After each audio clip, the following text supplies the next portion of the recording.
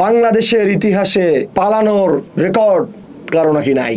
অনেকেই বলেছেন অমুকে নাকি পালায় না, অমুকে পালান না, অমুকে পালাবেন না। আমি একটু ইতিহাস ঘাটলাম যে আসলে কারা কারা পালিয়েছে। তো ইতিহাস ঘাটতে গিয়ে আমরা সদ্য সাবেক প্রধানমন্ত্রী তিনি পালিয়েছেন গত 5 তারিখে। তো এই পালানোর ইতিহাস তার নাকি আগে ছিল না, তিনি পালাবেন না এরকম একটা কথা আমরা শুনেছিলাম আওয়ামী লীগের সাধারণ সম্পাদক জনাব ওবায়দুল কাদেরের কাছ থেকে। শেখ হাসিনাও পালাবে না, তার কর্মীরাও পালাবে না।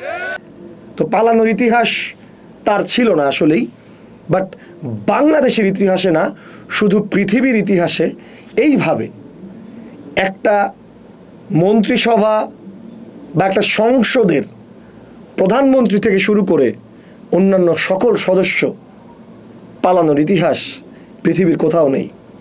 তবে বাংলাদেশের ইতিহাসে আরেকজনের পালানোর ইতিহাস আছে, সেটা বাংলাদেশ হওয়ার আগে যখন বাংলা ছিল। বাংলার শেষ হিন্দু রাজা লক্ষণ সেন, তিনি প্রায় 25 বছরেরও বেশি সময় ধরে শাসন করেন।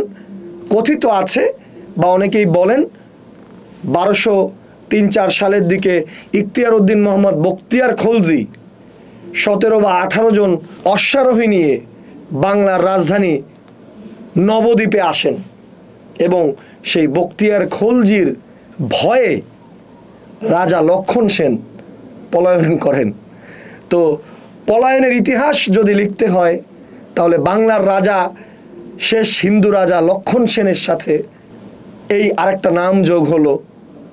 পালিয়ে আবার তিনি ওই হিন্দু দেশেই গেছেন। আমাদের সম্মানিত প্রধানমন্ত্রী ভারতের শ্রী নরেন্দ্র মোদী তার দেশেই পালিয়ে গেছেন বাংলাদেশের সদ্য সাবেক প্রধানমন্ত্রী শেখ হাসিনা। তাই পালাবেন না, পালান না, পালানোর ইতিহাস নেই, এই কথাগুলো বলার আগে একটু সাবধান হবেন দয়া করে।